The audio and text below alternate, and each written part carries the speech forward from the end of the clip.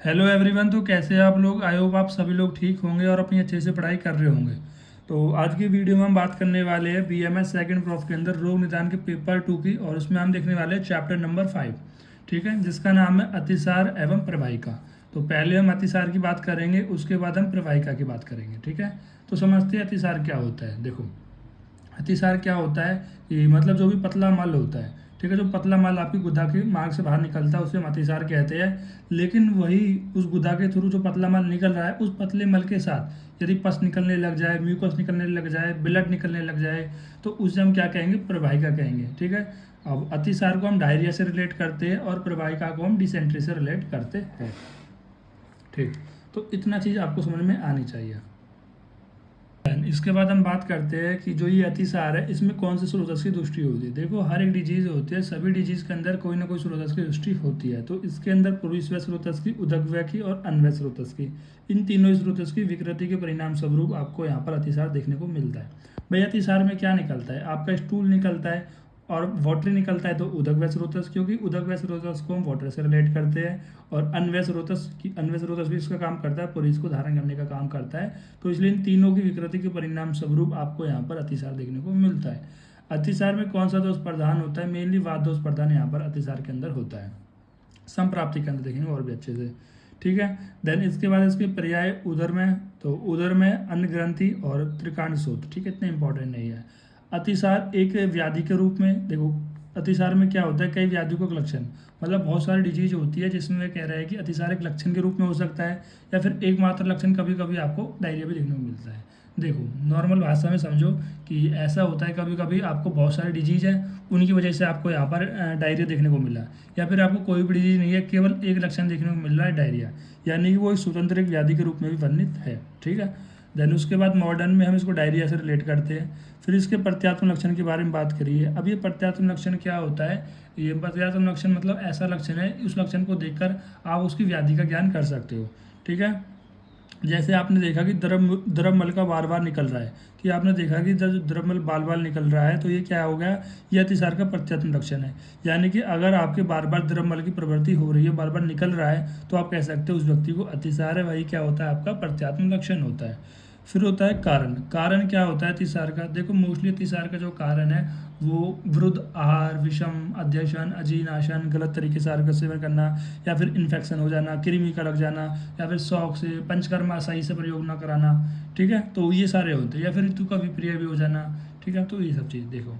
अब विरुद्धासन मतलब कह रहे हैं गलत आसन का प्रयोग कर रहे हो। पंचकर्म का अतिक्रम, भाई पंचकर्म में क्या हो रहा है? पंचकर्म कराने से पहले आप स्नेहन शोधन कराने, उनका अच्छे से प्रयोग ना होना, या फिर स्नेहन स्वेदन और अनुवासन वस्ती, ठीक है, वस्ती अनुवासन वस्ती हो गया, निरुवस्ती हो गया, तो मतलब इनका सही तरह से प्रयोग ना होना।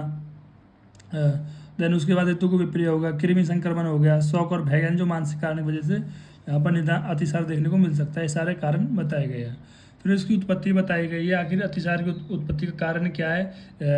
अग्निमांद और अजीन। देखो, अगर आप अतिसार को देखोगे तो वैसे तो वो कभी भी हो सकता है, लेकिन मोस्टली आपको गर्मियों में देखने को मिलता है। गर्मियों में, वर्षा ऋतु के अंदर, इन ऋतुओं के अंदर देखना कि जो आपकी जो अग्नि है वो कहीं ना कहीं मंद हो रही होती है, ठीक है। ठीक, जिसकी वजह से आपको इन गर्मियों के मौसम में अभी ज़्यादातर अतिसार देखने को मिलेगा। अभी टाइम क्या चल रहा है? अभी 26 जून है, ठीक है। 26 जून, जुलाई, अगस्त, इनमें आप देखना कि जो डायरिया वाली प्रॉब्लम है वो ज़्यादा देखने को मिलती है, ठीक है। वैसे तो वो स्पेसिफिक नहीं है, ठीक। अब देखो, तो हमने बताया कि अतिसार की जो उत्पत्ति होती है वो अग्निमान से होती है और अजीन से होती है। और यहाँ पर एक और रिलेशन होता है, अर्श, अतिसार और ग्रहणी, इन तीनों रोग का एक रिलेशन होता है। ये तीनों ही रोग अग्निमंद की वजह से होता है, अग्निमांद की वजह से होता है। तो इसको ऐसे याद रखना, अग्निमांद यानी आग से, ऐसे अर्श, ऐसे अतिसार, और गैगमला से ग्रहणी। तो आग से याद रखना कि तीनों ही रोग का जो कारण होता है वो अग्निमंद होती है। अब इनकी चिकित्सा क्या करनी होती है कि अग्नि को सामान्य कर दो, मतलब अग्नि को नॉर्मल कर दो, ठीक है। तो इसमें आपको विशेषली जठर अग्नि की विशेष रक्षा करनी होती है, किसके अंदर? अतिसार के अंदर, ठीक है। देखो, एक चीज़ और बताता हूँ मैं आपको, छोटा सा संप्राप्ति की तरह समझ सकते हो इसे। आप देखो, जैसे आपने क्या करा, अन्न का सेवन करा, और अन्न का सेवन करने के बाद आपकी अग्नि है मंद।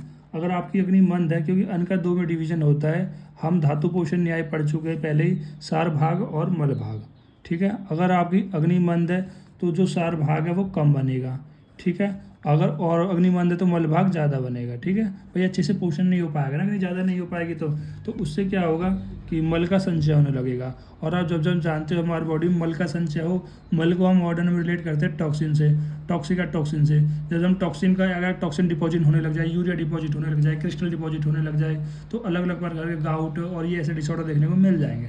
जब जब मल का बॉडी में संचय होता है तब आपको रोग की उत्पत्ति होती है। क्यों? मल क्या करते हैं, जो स्रोतस होते हैं उनमें रोध उत्पन्न करते हैं, ठीक है। और जिसकी वजह से आपको यहाँ पर रोग की उत्पत्ति देखने को मिलेगी। समझ रहे हो बात को? अब स्रोतस रोग से कह रहा है कि रोग की उत्पत्ति कैसे हो गई। उसके लिए आपको पेपर फर्स्ट देखना पड़ेगा, जहाँ पर मैंने आपको संप्राप्ति बताई थी। जब जब आप निदान का सेवन करोगे तब तब दोष प्रकोपित होंगे, और जब जब दोष प्रकोपित होंगे तो आपकी दोष प्रकोपित क्या करेंगे, दोष दूसरे के साथ समूर्छना करते हैं, दोष दूसरे के साथ समूर्छना करते हैं। और जब दूसरे समूर्छना करते हैं कहाँ पर होती है, जहाँ पर क्षय वैगुण्य मिलता है, मतलब जहाँ पर स्रोतस मिलता है, तो वहाँ पर क्या होगा, स्रोतों में अवरोध हो जाएगा। और जब जब स्रोतों में अवरोध होगा तो यहाँ पर लक्षण उत्पन्न देखने को मिलेंगे, तब तक आपको व्याधि देखने को मिलेगी। ये कॉमन संप्राप्ति है जो मैं आपको रोग निदान पेपर 1 के अंदर काफ़ी बार पढ़ा चुका हूँ। तो अभी आपको क्या समझना है, अभी हम पढ़ रहे हैं रोग निदान पेपर 2 का चैप्टर नंबर 5 अतिसार एंड प्रवाहिका। हमने अतिसार के बारे में समझा कि जो अतिसार है वो पूरी स्व उदक अन्वय स्रोतस की विकृति के परिणाम स्वरूप आपको यहाँ पर अतिसार देखने को मिलता है।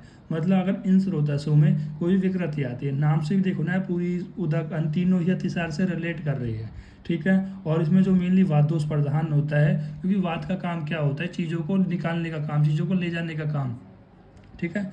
अब अतिसार मॉडर्न हम ऐसे समझ सकते हैं कि इसमें जो हमारे स्प्रिंटर होते हैं उनमें हमारा अनकंट्रोलेबल हो जाता है, ठीक है, हम कंट्रोल नहीं कर पाते हैं। पर यह क्या है कि उधर में अनिग्रंथित त्रिकोण शोध इतना इंपॉर्टेंट नहीं है। अतिसार एक व्याधि के रूप में भी हो सकता है, अतिसार कई व्याधि को लक्षण भी हो सकता है।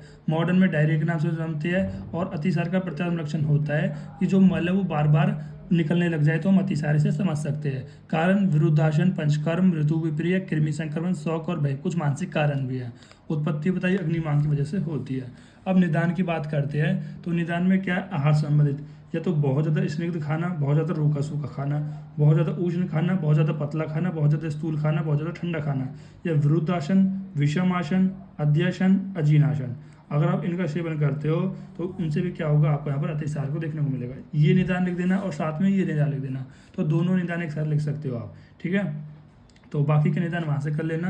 तो ये निदान होते हैं भाई। वैसे भी अगर आपने देखा होगा अतिसार क्यों होता है, कहते हैं ना यार गलत आहार खा लिया, ज़्यादा उष्ण खा लिया, ज़्यादा तीक्ष्ण खा लिया, ज़्यादा पतला खा लिया है, ठीक है, गलत तरीके से खा लिया है, अभी खाना खाया था फिर से खा लिया है, खाना पहले का पचा नहीं था फिर खा लिया है, ठीक है। तो मतलब इस तरह से, जैसे अध्यशन हो गया, अभी खाना खाया था फिर खा लिया, अभी आपने खाना खाया पता लगा गाँव में दावत है फिर खा लिया। विषमासन, विषमासन कोई तरीका नहीं है, सुबह का खाना शाम को खा रहे हो, शाम का खाना रात को खा रहे हो। विरुद्धासन, दूध के साथ आप खट्टे फल खा रहे हो, दूध के साथ मछली खा रहे हो, तो विरुद्धासन हो गया। अजीर्ण अवस्था, पहला खाना पचा नहीं है फिर खाने लग गए, अजीर्ण खाना। तो ये इस तरह से खाओगे तो आप यहाँ पर अतिसार को आपको हो जाएगा, ठीक है। देन हम बात करते हैं संप्राप्ति की। तो निदानों का सेवन करा, जो इतने सारे निदान बताइए, इनके सेवन करने से आपको वात प्रधान त्रिदोष होगी। देखो वात प्रधान मेनली होगा लेकिन त्रिदोष प्रकोपित होते हैं, तो वो क्या करेंगे, दोष प्रकोपित हो गए, अग्निमांग करेंगे, आंत की उत्पत्ति करेंगे।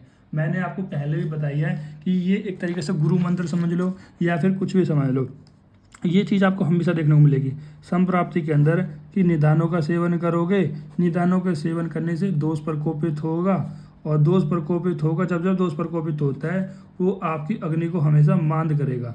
देखो अग्नि हमेशा मांद ही होगी, क्योंकि अग्नि के जब तक अग्नि हमेशा मांद ही होगी, क्योंकि अग्नि के मांद होने की वजह से हमारे स्रोतों अवरोध होता है, और आम की उत्पत्ति होती है, ठीक है भाई। अग्निमंद होगी, खाना नहीं पचेगा तो आम उत्पत्ति होगी नहीं होगी। उसके बाद का कुछ कॉन्सेप्ट थोड़े बहुत अलग अलग हो जाते हैं, ठीक है, लेकिन ये 4 चीज़ तो आपको सेम देखने को मिलती ही है हर बार मोस्टली, ठीक है। तो याद रखना, निदानों के सेवन, दोष प्रकोपित, अग्निमांद और आम उत्पत्ति। अग्निमांद के बारे में अगर मैं थोड़ी कहानी आपको बताऊं, आचार्य सुश्रुत ने कभी रचना शरीर के अंदर कहा होगा, अगर आपने वी फर्स्ट प्रॉफ के अंदर पढ़ा है, वैसे तो रचना शरीर कोई आचार्य सुश्रुत सब्जेक्ट नहीं है, लेकिन वहाँ पर आचार्य सुश्रुत ने बताया है कि आपकी बॉडी की जो अग्नि है, जब तक वो आपकी बॉडी में अग्नि रहेगी तब तक आपके प्राण रहेंगे। जिस दिन ये अग्नि बुझ गई, मंद होने का मंद केवल बोल रहे हैं मंद हो गई, हम मंद होने का मतलब ये नहीं बोल रहे कि अग्नि बिल्कुल खत्म हो गई, ठीक है, बस थोड़ी अग्नि कम हुई है। जिस दिन अग्नि बिल्कुल खत्म हो गई उस दिन आपके प्राणों का नाश हो जाएगा, ठीक है भाई। मरने के बाद क्या होती है, बॉडी ठंडी पड़ जाती है, नहीं पड़ जाती? तो क्यों पड़ रही है? क्योंकि कहीं ना कहीं आपकी जो अग्नि है, चाहे कोई सी भी अग्नि, जो 13 प्रकार की अग्नि है, वो अग्नि अगर मंद हो जाती है तो आपके अन्न प्राणों का विनाश हो जाता है। ठीक है, वैसे तो टॉपिक यहाँ पर नहीं था, फिर भी मैंने आपको बता दिया। ठीक, देन उसके बाद देखो दोष कौन सा था, वात प्रधान थे, दोष थे। दूसरे क्या था, रस और रक्ता। रस और रक्ता भाई कभी कभी होता है ना, डायरिया बहुत ज़्यादा आता है तो ब्लड भी आ जाता है। देन उसके बाद स्रोतस कौन सा है, अनवय स्रोतस। तीनों स्रोतस लिख सकते हो। स्रोतस दृष्टि के अंदर क्या हो रहा है, संघ हो रहा है। स्रोतस में क्या हो रहा है भाई, ऑब्स्ट्रक्शन हो रही है।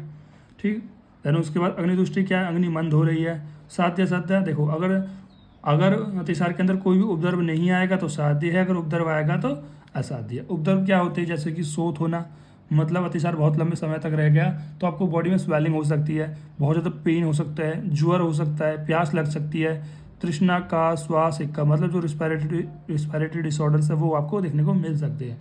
अगर ये देखने को मिल रही है तो ऐसे अतिसार को हम असाध्य बोलेंगे। ठीक है, देन इसके बाद इसके कुछ पूर्व रूप है। पूर्व रूप में क्या है, जो आपका हृदय है, जो आपकी नाभि है, जो आपकी गुदा है, जो आपका उदर है, कुक्ष है, इनमें आपको तोन देखने को मिलेगा।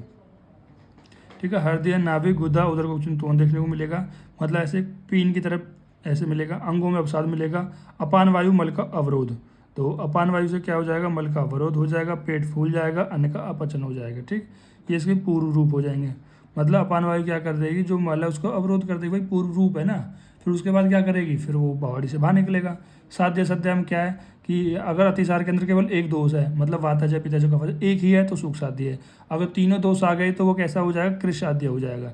या फिर ऐसा अतिसार जो शौक की वजह से हुआ है, भय की वजह से हुआ है, तो वो कृश साध्य हो जाएगा। शौक मतलब जैसे मान लो कोई भी रिलेटिव है, उसकी वजह से अगर कोई टेंशन वगैरह है, डिप्रेशन वगैरह है, वो छोड़ के चला गया है, तो उसकी वजह से, शौक की वजह से जो अतिसार होगा वो कृश साध्य अंदर आएगा। या किसी के भय की वजह से है कि आपने रात में डर गए किसी चीज़ से, वो सब चीज़ की वजह से अतिसार हुआ है, तो वो कृश साध्य हुआ है। चलो एक बार फिर से बताता हूँ मैं थोड़ा सा आपको। मैंने स्टार्ट किया अतिसार। अतिसार क्या होता है, अतिसार को मॉडर्न में हम डायरिया से रिलेट करते हैं। अब अतिसार का जो स्रोतस होता है उसमें पुरीस्व, उदक व अन्वय स्रोतस होता है। दो उसमें वात प्रधान होता है, फिर इंपॉर्टेंट नहीं है। अतिसार एक व्याधि हो सकती है या बहुत सारी व्याधियों के कुछ लक्षण हो सकते हैं। अतिसार को हम मॉडर्न से रिलेट कर सकते हैं, डायरिया। ठीक, और इससे जो कारण है वही आहार से बता सकते हैं, पंचकर्म हेतु विप्रिय, कृमि।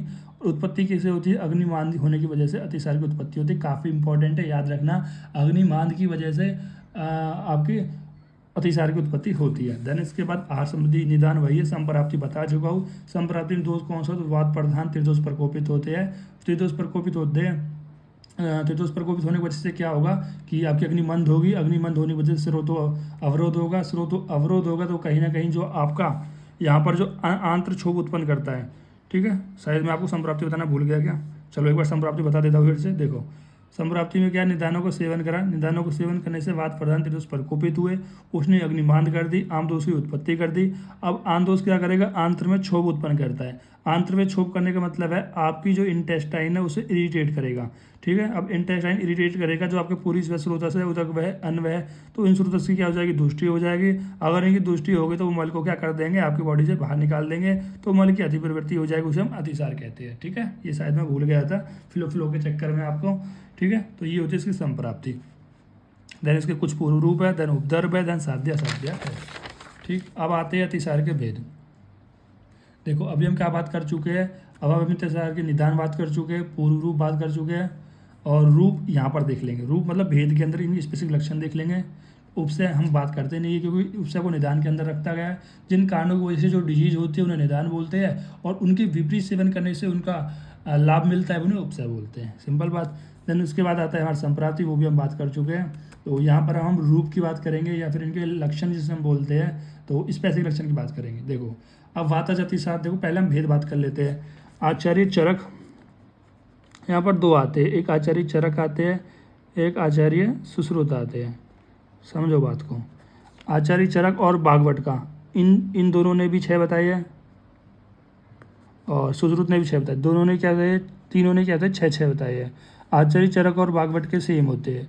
आचार्य चरक ने बताया है कि वातज अतिसार, पित्तज अतिसार, कफज अतिसार और सन्निपातज अतिसार। और 2 आगंतुज, मतलब एक आगंतुज होता है, आगंतुज के अंदर भैज आता है, भैज अतिसार और शौक की वजह से अतिसार। आचार्य सुश्रुत कहते हैं ठीक है, वातज भी होता है, पित्तज भी होता है, कफज भी होता है, शौकज सन्निपातज भी होता है, लेकिन वो कहते हैं भय नहीं होता। बह नहीं होता, बह की जगह आमज होता है, ठीक है। और शौक यहाँ पर होता ही है, ठीक है। बस यही डिफरेंस है कि भय की जगह आमज बोल दिया। किस तरह से ध्यान रख सकते हो कि मतलब जो आचार्य सुश्रुत है उनको भय नहीं है, ठीक है। उनको भय क्यों नहीं है? क्योंकि वो आचार्य सुश्रुत जो है वो सर्जन है, तो उनको कभी किसी चीज़ का भय नहीं है, उनके लिए सब चीज़ें आम है। मान लो कि कोई पेशेंट है, उस पेशेंट को देख के कभी भी वो भय नहीं है कि पेशेंट ठीक होगा नहीं, क्योंकि वो सर्जन आदमी है, तो उनके लिए आम है, वो ठीक कर देते। तो इस तरह से ध्यान रख सकते हो, ठीक। और पर इनको कभी कभी जब पेशेंट मर जाता है तो शौक रहता है, तो मतलब शौक है, मतलब शौक इसमें भी है। तो इस तरह से जैसा आप मैंने यह करा है तो आप भी कर सकते हो। फिर हम बात करते हैं, देखो वातज पित्तज कफज संधिपातज। अगर मैं बात करूँ वातज वातज अतिसार के निदान की, देखो निदान को याद करने की तो आवश्यकता ही नहीं है, क्योंकि मैं बहुत पहले से ही पढ़ाता आ रहा हूँ आपको। जो निदान मैंने आपको पहली ही वीडियो के अंदर बताए थे, ठीक है, जो चैप्टर नंबर 4 था सूल, वहाँ से मैंने स्टार्ट करा था, और वहाँ से मैं आपको बताता आ रहा हूँ कि जो मैं पेपर 1 के अंदर आपको पढ़ा चुका हूँ वही निदान आपको लिखने हैं। जैसे कि वात निदान के अंदर क्या है कि रूखा सूखा खाना, मटर खाना, उड़द खाना, मूंग की दाली, सैम फली, और उसके बाद अति व्यायाम, अति मैथुन, अति रात्रि जागरण, ठीक है, तैरना, धातु क्षय, वेग विधारण, और वर्षा ऋतु में बढ़ जाना, वर्षा ऋतु में बढ़ जाना, बहुजन के जीर्ण होने के बाद बढ़ना, दिन के अंत में बढ़ना, तो ये सब क्या हो जाएंगे वातज निदान। ऐसे ही पित्तज बता सकते हो कि उष्ण खाना, तीक्ष्ण खाना, ठीक है, और बहुत ज़्यादा द्रव का खाना, हरी सब्जियों का खाना, साग का खाना, ठीक है, तेल का खाना, तेल, कुल्थी, ये सब चीज़, मग, खट्टे फल, ठीक है, अनार, अलसी, अत्सी, तो ये किस में हो जाएंगे? पित्तज को बढ़ाने वाले हो जाएंगे, ठीक। फिर इसके और दे सकते हैं कि इसमें आप सूजन कराना, अग्निताप कराना, क्रोध, उपवास, आतप, स्त्री संसर्ग आ जाएगा, ठीक है। देन उसमें कफज की बात करते हैं, तो कफज के अंदर भाई उड़द की दाल, तिल, पिष्टि, गुड़, दही, खीर, दिव्याशोपन, अव्यवाम, आलस्य, शीत वायु का सेवन, तो इनसे क्या हो जाएगा? ये कफज निदान हो जाएंगे। अगर आप पे कफज निदान अगर आपको रटना पड़ रहा है ना, तो मेरा पढ़ना और आपका पढ़ाना बिल्कुल बेकार है, ठीक है, दोनों व्यर्थ है। तो इसलिए मैं कहता हूँ कि आप बिल्कुल सीक्वेंस से चलिए। मैंने रोग निदान पेपर 1 बिल्कुल सीक्वेंस से चलाऊँ, क्योंकि जिस तरह से मैंने आपको कराया है ना, अगर आप पेपर 1 को देख के आ रहे हो तो आपको कन्फ्यूजन नहीं होने वाली है, ठीक। रोग निदान पेपर 2 का कोई ऐसा सीक्वेंस नहीं है, कोई आप कहीं से भी करा सकते हो, ठीक है। बस आपको पूरी जो 7 डिजीज दी गई है उनको पढ़ना है अच्छे से, ठीक है, जिनमें से मैं आपको 3 डिजीज कवर करा चुका हूँ, चौथी आपकी अतिसार है, ठीक है, और प्रवाहिका है, इसको भी मैं यहाँ पर कंप्लीट आपको करा दूंगा, ठीक है। तो आपको यहाँ पर सीक्वेंस से चलना है, ठीक है। तो मैंने पहले ही बताया था कि अगर आप कमेंट करते हो, जो मैं आपको बता चुका हूँ कि वात प्रकोप आर कब बढ़ता है कब नहीं है, तो उसके लिए अगर वीडियो चाहिए तो आप कमेंट कर देना, ठीक। चलो, तो ये निदान करने की आपको कोई आवश्यकता नहीं है, क्योंकि आपको ऑलरेडी आता है। अब हम बात करते हैं मल की विशेषता और सर्वदैहिक लक्षण के बारे में, ठीक है। आप वातज अतिसार है, तो उसमें वातज अतिसार में क्या होगा? बार बार आएगा, थोड़ी थोड़ी मात्रा में आएगा, और पीड़ा के साथ आएगा। देखो, जहाँ वात रहेगा पीड़ा तो जरूर रहेगी उस साथ, और शब्द, पीड़ा शब्द तो हमेशा वात के साथ रहने ही रहने हैं, और कब के साथ शब्द नहीं रहता और पीड़ा कम रहती है, ठीक है, और मल त्याग, ठीक। अब और इसके क्या रहेगा? विशेषता क्या रहेगी कि जो वातज अतिसार आएगा उसमें अरुण वर्ण का आएगा, नीला आएगा, थोड़ा सा फैनिल आएगा, आम आएगा, रूक्ष आएगा। अब भाई वातज क्या कर दे, कहीं ना कहीं इसमें आम भी तो होगा, रूक्ष, थोड़ा वातज का काम क्या है? रूक्ष होना है, गुण होता है, तो इस वजह से आम, रूक्ष, और अल्प अल्प मात्रा में आएगा और बार बार आएगा, और स रुक मतलब रुके का आएगा, और स शब्द के साथ आएगा, ठीक है। तो यहाँ पर कलर बताया गया है कि मतलब आप इन्हें पहचान सकते हो, मतलब ये वो लक्षण है जिनको आप उस मल को देखकर, उस अतिसार को देखकर ये पहचान सकते हो कि ये अतिसार कौन से दोष की वजह से है। अगर आपको ऐसा अतिसार दिख रहा है कि उसमें अरुण वर्ण, फेनाइल वर्ण, आम है, थोड़ा रुक्ष है, बार बार आ रहा है, या पेशेंट आपको बता रहा है कि डॉक्टर साहब मुझे जो है अतिसार आता है, लेकिन बहुत कम मात्रा में आता है, लेकिन बार बार आता है, ठीक है, और थोड़ा सा पेन भी होता है, तो आप कहोगे वातज अतिसार है, ठीक है। पित्तज के अंदर क्या है? वो बताता है डॉक्टर साहब मुझे अतिसार हो रहा है, और अतिसार इतना हो रहा है कि मुझे बहुत प्यास लग रही है, और मुझे चक्कर भी आ रही है, मूर्छा वगैरह आ रही है, और पाक और धाप, मतलब बॉडी ऐसे जल सी रही है बिल्कुल, तो कहोगे आप पित्तज अतिसार है। इतने से पता नहीं लग रहा, कोई दिक्कत नहीं है। आपने वो पेशेंट बताता है डॉक्टर साहब मेरा जो अतिसार है, ठीक है, मेरा जो डायरिया है वो बिल्कुल पीला सा आ रहा है, नील कलर आ रहा है, और रक्त वर्ण का आ रहा है, तो भी आप पहचान सकते हो। तीसरा, कफज के अंदर क्या होगा? रोमहर्ष देखने को मिलेगा, या फिर उसका जो अतिसार है वो शुक्ल वर्ण, कहीं ना कहीं सांद्र वर्ण, कफयुक्त देखने को मिलेगा, दुर्गंध देखने को मिलेगा, और शीतल देखने को मिलेगा।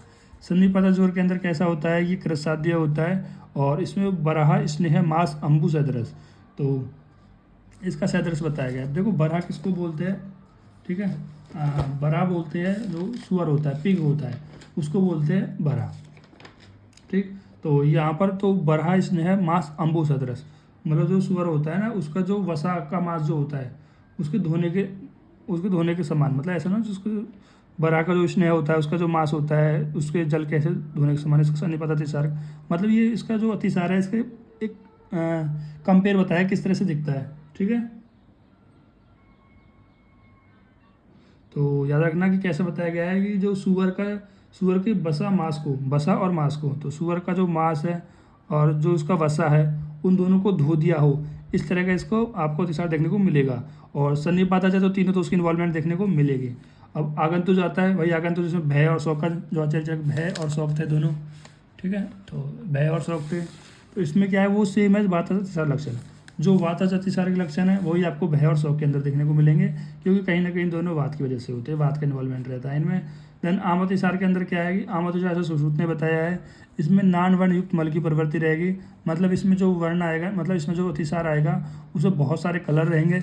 और दूसरा इसका सिम्पटम में क्या है, सूल होगी और द्रवयुक्त की प्रवृत्ति होगी। ठीक है, और बार बार मल की प्रवृत्ति होना, तो ये आमज अतिसार होता है। ठीक, तो ये तो हो गया आपका भी अतिसार कंप्लीट। अब हम बात करेंगे प्रवाहिका की।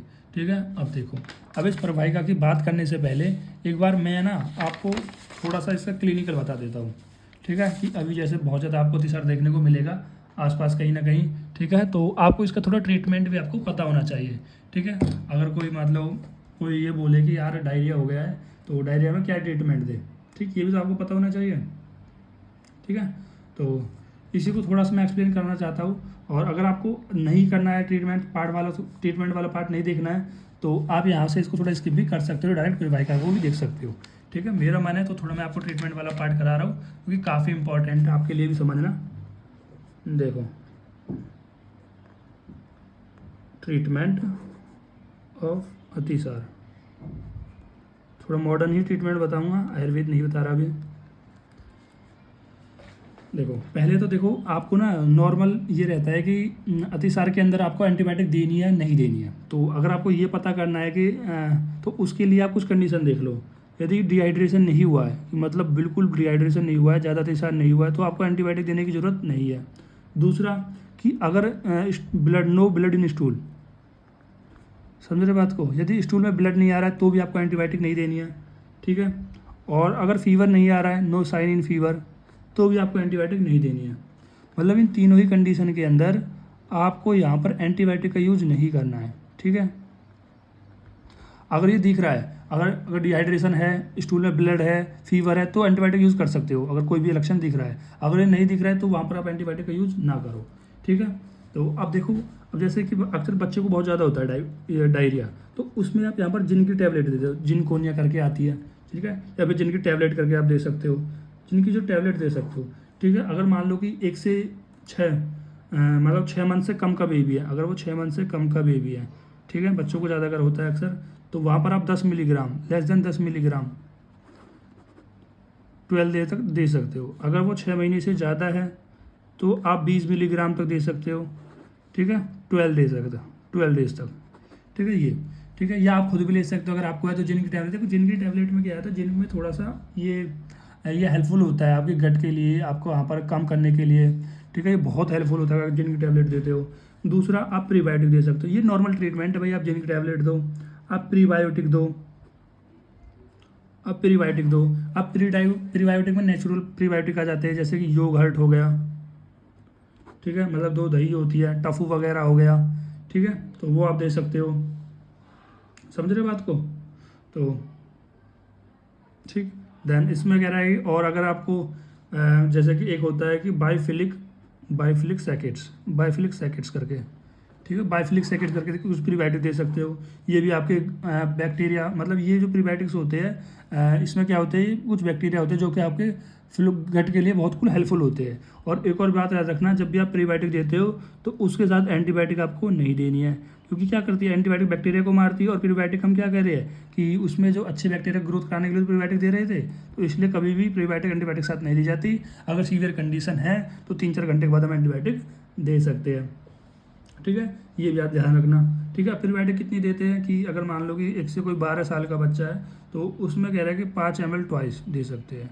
ठीक है, और अगर 1 साल से कम का बच्चा है तो 2.5 ml ट्वाइस दे सकते हैं, और अपने अकॉर्डिंग आप थोड़ी सी ज़्यादा बढ़ा सकते हो। ठीक, तो इतना ध्यान रखना।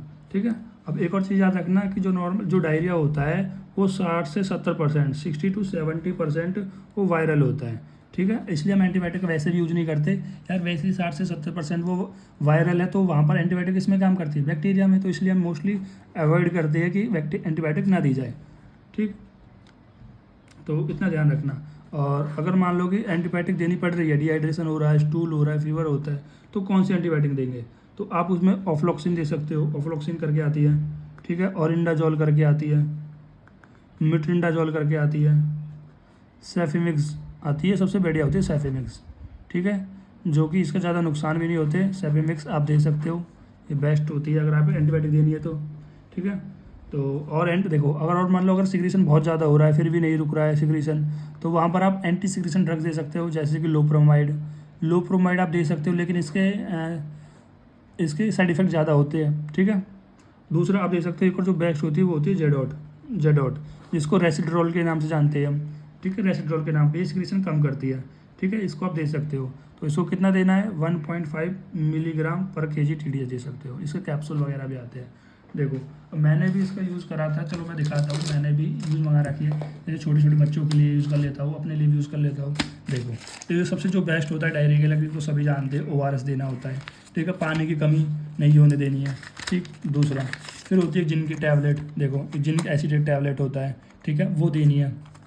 देन एक और होता है आपका एंटी रेसिडोट्रिल, तो एंटी सिक्रीशन होती है, मतलब जो सिक्रीशन जो गट की जो रेक्टम जो सिक्रीशन हो रहा है ना, बार बार जो पूरा गट है वो बार बार ऐसे कर रहा है, बार बार तो कॉन्ट्रैक्ट कर रहा है, तो उसकी सिक्रीशन को उसको कॉन्ट्रैक्शन को एंटी कॉन्ट्रैक्शन और एंटी सिक्रीशन इसको कम करने का, ठीक है। वैसे एक कैप्सूल आई है, ठीक है, वैसे मैंने मंगाई टैबलेट थी, ठीक है, तो बेटर रहता है कि अगर वो टैबलेट रहे तो, ठीक है। तो ये एक और रह गई है इसमें, तो वो शायद अभी आ नहीं पाई है।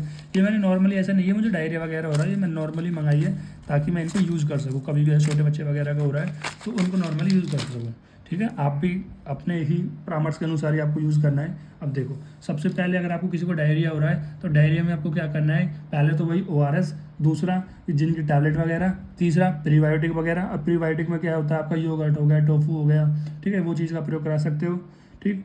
और चौथा, एंटीबायोटिक की जरूरत हो रही है तो आपको एंटीबायोटिक यहाँ पर प्रयोग कर सकते हो। तो ये चीज़ अगर आप करोगे तो नॉर्मली आप ट्रीटमेंट कर सकते हो। तो क्या हो गया कि भाई ORS वगैरह, जिनकी टैबलेट, प्रीबायोटिक, एंटीबायोटिक, ठीक, ये आप चलाओ। तो देखो बात करते हैं प्रवाहिका की, जिसको हम डिसेंट्री के नाम से जानते हैं। तो इसका जो वर्णन है वो कफाचातिसार के अंदर किया गया है। इसके पर्याय विस्तृत अनग्रंथि बोलते हैं। प्रत्यात्म लक्षण प्रवाहन है, कफयुक्त मल की मात्रा में प्रवृत्ति। तो मतलब इसमें प्रत्यात्म लक्षण क्या है कि अगर आपका जो मल है उसके साथ कफ आ रहा है, ठीक है, मल के साथ अगर कफ आ रहा है और बार बार आ रहा है थोड़ी थोड़ी मात्रा में, तो हम कह सकते हैं प्रवाहिका, ठीक है। दोष कौन सा होता है, मेनली वात कफ प्रधान दोष होता है, ठीक। और अतिसार के अंदर केवल वात था, इसके अंदर कफ और आ जाता है। रिलेट इसको क्रोनिक कोलाइटिस से रिलेट कर सकते हैं। निदान क्या है, जितने भी वात और कफ प्रकोपक कारक होते हैं और विरुद्ध हर दूषित अन्नपान के सेवन करने की वजह से भी आपको देखने को मिलता है। संप्राप्ति क्या है, जैसे मैंने बताया इसमें वात और कफ दोष प्रधान है, तो आपने निदानों का सेवन किया, यहाँ पर कफ दोष का प्रकोप हो गया, यहाँ पर वात दोष का प्रकोप हो गया। तो अब यहाँ पर क्लेदक कफ की पक्वाशय की तरफ जाना, कफ दोष प्रकोप हो गया तो वो क्या करेगा, जो क्लेदक कफ है, कैसे याद करें, कवितास से मैंने आपको बताया, जो क्लेदक कफ होता है जो आपको पूरा मुंह में होता है, मुंह के लिए अमाशय तक, तो क्लेदक आपका मुंह से लेकर अमाशय तक जो आपका क्लेदक कफ होता है, वो जो आपका अन्न वो क्या करेगा, पक्वाशय की तरफ जाना, क्लेदक कफ का पक्वाशय की तरफ जाना। लेकिन वातदोष के द्वारा पिछले गुण की कमी हो जाएगी। वातदोष का काम करता है रुक्ष करना, सुखाना, तो वातदोष क्या कर देगा, इसके क्लेदक कफ के पिछले गुण को कम कर देगा, जिसकी वजह से जो पक्वाशय में कफ का चिपकना, ठीक है, ये क्या करेगा, पक्वाशय में चिपक जाएगा और बार बार आप प्रत्यन करोगे तो कफ मल का निकलेगा, ठीक है। तो अपान वायु की विकृति हो जाएगी, तो अपान वायु की विकृति हो जाएगी तो यहाँ पर क्या होगा, प्रवाहन की प्रवृत्ति, मतलब बार बार आपको ऐसा लगेगा कि आपको फ्रेश होना है, ठीक है, लेकिन बार बार ऐसा लगता रहेगा, लेकिन निकलेगा कुछ नहीं, थोड़ा थोड़ा निकलेगा। जब आप बहुत ज़्यादा प्रेशर से करोगे तो कफयुक्त अलमात्रा की प्रवृत्ति होगी, तो पुनः पुनः कफ के मल का प्रवाहन करना ही प्रवृत्ति होती है। देखो यहाँ पर मेनली क्या है कि कफ और वात दोष प्रकोपित हुए, तो कफ दोष प्रकोपित हुआ, तो कफ दोष में क्या था भाई, जो इसका क्लेदक कफ का पक्वाशय की ओर जाना, क्लेदक कफ कहाँ पहुँच गया, आपका अमाशय से पक्वाशय में पहुँच गया। अब पक्वाशय से वो आपको क्या करेगा कि बॉडी से बाहर निकल जाएगा, ठीक है, लेकिन क्या करता है कि वो इतनी आसानी से नहीं निकलता, वात दोष उसके पिछले गुण को कम कर देता है, जिसकी वजह से वो निकल नहीं पाता, जिसकी वजह से आपको बार बार प्रत्यन करना पड़ता है और उस प्रत्यन करने की वजह से आपको बार बार ऐसा लगता है कि आपको बार बार फ्रेश होना है, लेकिन आपको यहाँ पर बार बार फ्रेश होते हो लेकिन निकलता ज़्यादा कुछ नहीं है, थोड़ा थोड़ा मल निकलता है, कफ के साथ निकलता है, बार बार आप ऐसा करते रहते हो। तो इसके संप्राप्ति घटक वात कफ है, दूष्य मल अन्न की प्रवृत्ति, स्रोतस पुरुष और उदक है, स्रोत दृष्टि संग और अति प्रवृत्ति अग्नि मंद हो जाएगी। ठीक, अतिसार प्रवाहिका में अगर डिफरेंस पूछ लिया जाए तो वो भी आप लिख सकते हो। ठीक है, ऐसा कोई क्वेश्चन पूछा सकता है कि प्रवाहिका के बारे में बताइए और अतिसार प्रवाहिका का डिफरेंस लिखिए। ठीक है, जो मुझे लगता है कि ये क्वेश्चन के आने की प्रोबेबिलिटी है कि प्रवाहिका के बारे में वर्णन कीजिए, अतिसार और प्रवाहिका के बारे में डिफरेंस बताइए। तो अतिसार क्या है कि विविध द्रव धातुओं का शरण, अतिसार में जितनी भी धातु वगैरह सब निकल जाती है। प्रवाहिका में क्या होता है, मल के साथ केवल कफ निकलता है। मात्रा तथा संख्या दोनों दृष्टियों के अतिसार अधिक होता है। इसमें क्या होता है, मात्रा भी बहुत अधिक होती है, संख्या भी बहुत अधिक होती है। प्रवाहिका में मात्रा नहीं कम होती है, मात्रा कम होती है लेकिन संख्या बार बार होती है। ठीक है, क्योंकि इसमें क्या है, चिपका हुआ है। ठीक है, जो मल है, जो कफ है, वो उसके साथ चिपका हुआ है, वो निकल नहीं रहा है लेकिन बार बार आपको लग रहा है ऐसा। ठीक है, प्रवाहन में कह रहा टीनसमस आवश्यक नहीं, तो प्रवाहन में जो टेनसमस है वो आवश्यक नहीं होता, लेकिन प्रवाहन में होना यहाँ पर आवश्यक है। ठीक है, तो ये थोड़ा गलत हो गया है, इसको आप सही कर लेना। ठीक, तो